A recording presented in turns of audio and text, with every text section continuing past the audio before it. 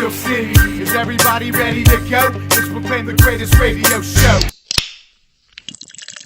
Fantasy football, time to shine. Get that lineup tuned up. I'm your host, Jim Sella, in here with J Dash and Big Easy. You guys are feeling fantasy all day, every day. You got even a daily fantasy league now. Dailies, way overpriced though, these dudes. I ain't paying $32 for Ryan Tannehill. Get out of here now. Beat nuts.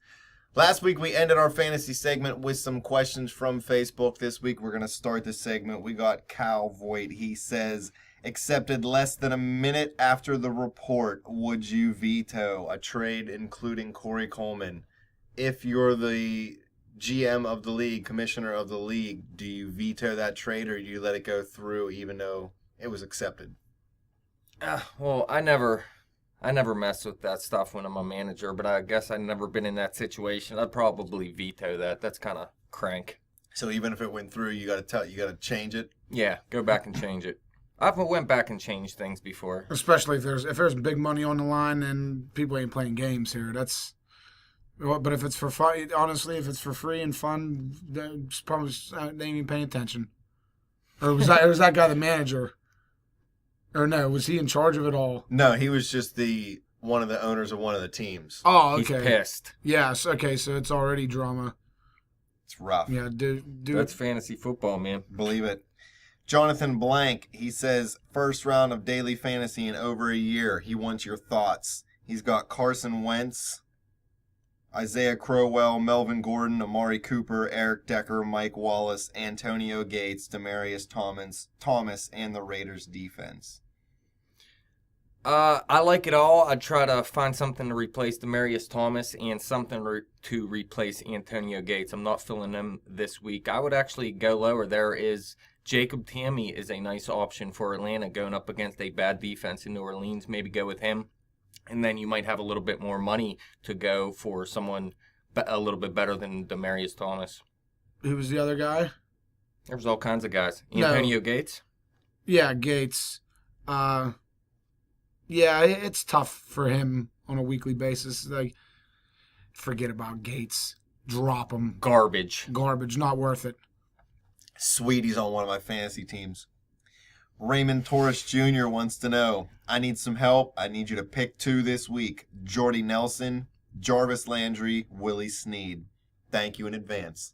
Well, Jarvis Landry every week. That dude All is day, a every beast. day. And he's going up against Cleveland, so you have to play him, obviously. Green Bay is going up against Detroit. And who was the other one you said? There was Jordy Nelson. Willie Snead. Willie Snead. The Saints are going up against Atlanta. Atlanta, surprisingly, has a pretty good pass defense. I know Drew Brees can pass all over anyone. But I would probably go with Jordy Nelson. I think Green Bay is going to have a little bit of a bounce back this week. Although we're going to talk in our line segment about that game. And I don't know if Green Bay is going to cover that line. But I think they're going to play a little bit better offensively this week. Last question from Casey Crowlin. Why is Charles Sims projected to have 14 points against the Rams? I know Martin is out, but still, he has Martin and Sims. Well, who's projecting that? Yahoo? Yahoo's stupid yeah. with their projections. So, I mean, go with your gut. I see it kind of hard for that projection as well. It's a little bit higher than I thought. I kind of don't like that matchup. I'm actually taking the Rams in my daily fantasy up against Tampa Bay. I think they're going to have a pretty good day defensively. So I see where you're coming from. I'm not feeling it either. I have Sims and the Rams defense, so am I screwed? You have Sims and the Rams. I mean, I don't know if they're on the same team. Obviously, I have two different teams. Even if it is, man, if that's your best players that you have this week, I mean, it's not that big of a deal. You always play some guy up against your defense. It's not that big of a deal. That's it. That's all I got from Facebook this week. Let's get into it. All right, let's get into situational starters then. Who is yours? I'm going to go with Devontae Parker versus Cleveland for the sheer fact that anybody on our list that's going against Cleveland will be my situational starter, or you better start him or you're a moron starter, because Cleveland's flipping garbage. They're down to their third string quarterback now. Terrell Pryor's cutting his finger off to play quarterback. I mean, the whole thing's a mess. I'm high on Cleveland all offseason. I'm talking them up, saying they could win 7 games, maybe 8 games. Their offense could be pretty good. They could surprise some teams that aren't, thinking that they're going to go up against a team that's any good, and then they go out, crap the bed. The Jersey guy, the guy who had the jersey with like the 5,500 quarterbacks that they've had since they've come back into the league, he pulled it out the window this year, said RG3's our man. We're going to put all our support behind RG3. We really want to turn this around. No more negativity in the city, and they're down to their 3rd string quarterback in the 3rd week of the season.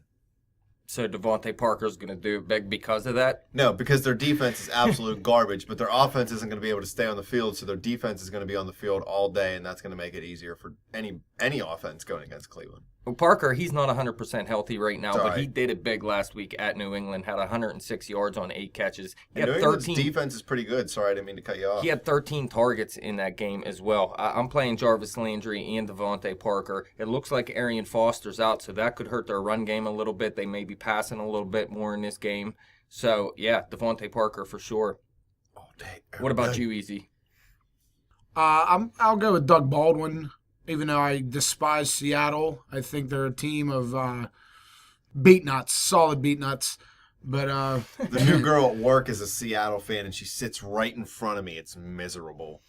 I like birds, but They're trying to figure out a Seahawk isn't even a real bird. I don't think there is such a thing as a Seahawk. Any hawk that flies over the sea is a Seahawk, right? Let's not get into this debate because the Facebook will get blown up with people from Seattle. But anyways, they're still trying to figure out their running back situation with Christian Michael and Thomas Rawls. But I do like the receivers out there, man. Doug Baldwin's a guy that you can always trust. And Tyler Lockett is... I mean, he could be an elite wide receiver if he was in the right offense, and this isn't the right offense for that. But look, Seattle's going up against San Francisco, and last week Cam Newton and the Carolina Panthers torched that defense. Now, Doug Baldwin, he didn't really do much at Los Angeles, but we know Seattle doesn't play Los Angeles very well. He had just 3 catches for 20 yards. But in week 1 versus Miami, he had 9 catches for 92 yards and a touchdown, 11 targets, and like I said, last week was at Los Angeles. Week 1 was at home. This game's at home. I'm not big on San Francisco's offense or defense. I think Doug Baldwin can have a good game, and Tyler Lockett as well. Is Russ Wilson's bum ankle going to hurt Baldwin or Lockett? I mean, it's a little bit better this week, but sure, it's going to hurt a little bit. Obviously, it's going to hurt everyone around the team, but I think they can still get it done in terms of fantasy points. Chip Kelly's a POS, so San Francisco deserves to lose. I'm going to go with a quarterback and stay with the team you were talking about, Jim, and go with Ryan Tannehill versus Cleveland. Any quarterback versus Cleveland, mad points. Yeah, like I said, they got Jarvis Landry and Devontae Parker out there. Both had big games last week, and Ryan Tannehill had a big game last week as well. And this is his first home game versus Cleveland. Last week, 389 yards, 2 touchdowns. He did have 2 picks as well, but it didn't matter. He did it big. Now, they could be without Arian Foster. That could hurt a little bit, but they do have Jay Ajayi and Kenyon Drake out there. And Kenyon Drake actually looked pretty decent so far early in the season. Cleveland knows their defense is bad when their offense scores points against them in practice because their offense is now garbage. Ryan, they should roll over Cleveland, but those suckers are 0-2 too, so I don't know. Miami's garbage. Well, their defense isn't that great. Let's go with sleepers. Sleep it up. Jim? I'm going to have to go Tyrell Williams against the Colts. I just picked him up on my fantasy team. Easy was on my case because Danny Woodhead blew his knee out, so I dropped him. Hounded me to pick up a running back, so I went out and picked up a wide receiver instead. Now you got 7 of them. The Colts DBs are beat up. I know they're getting a couple of them back. Devontae, I don't know. I forget his name. Vontaze Davis, maybe? Vontae Davis, I think his name is. Yeah, he's expected to come back this week. But still, that defense is depleted. They're beat up. Andrew Luck's been held out of practice with a sore shoulder. It just seems like Indianapolis is falling apart, and they're going to have to blow it up before Luck can really rally a team around him and do what they hoped he could there in Indianapolis. Yeah, their defense stinks. Look, Tyrell Williams only has 5 receptions on the season, really, but it's for 132 yards. This week alone. But it's for 132 yards and a touchdown. Keenan Allen's out for the season, obviously. I think Travis Benjamin's a guy that's a must-play at this point. He is Phillip Rivers' favorite target. But Tyrell Williams had just as many targets as Benjamin last week, so with this favorable matchup, I think this is a good play, and I think Phillip Rivers is going to have a big week as well. Easy, what do you like? Well, I'm going to go with Justin Forsett up against the Jacksonville Jaguars. They're 'Cause, terrible. Well, Who's terrible? Baltimore. The Jaguars. The defense. Yeah. Yeah, but it's not even that. I just think that Baltimore's garbage too. But they're going to run the ball. I think they're going to want to run the ball a lot. Well, they're going to have to run it to set up that deep pass to Mike Wallace that they like to hit now all of a sudden. So it makes sense. Yeah, he played more snaps than he did in week 1. We know he was injured for a little bit, and then they actually cut him and then re-signed him real quick at one point. Yeah. But he had 10 carries for in the same contract. Yeah, he had 10 carries in week 1, 14 carries in week 2. I expect a few more carries this week, and we've seen Melvin Gordon light up Jacksonville's defense last week. So Justin Forsett isn't a bad play if you're looking for a running back and there isn't much out there.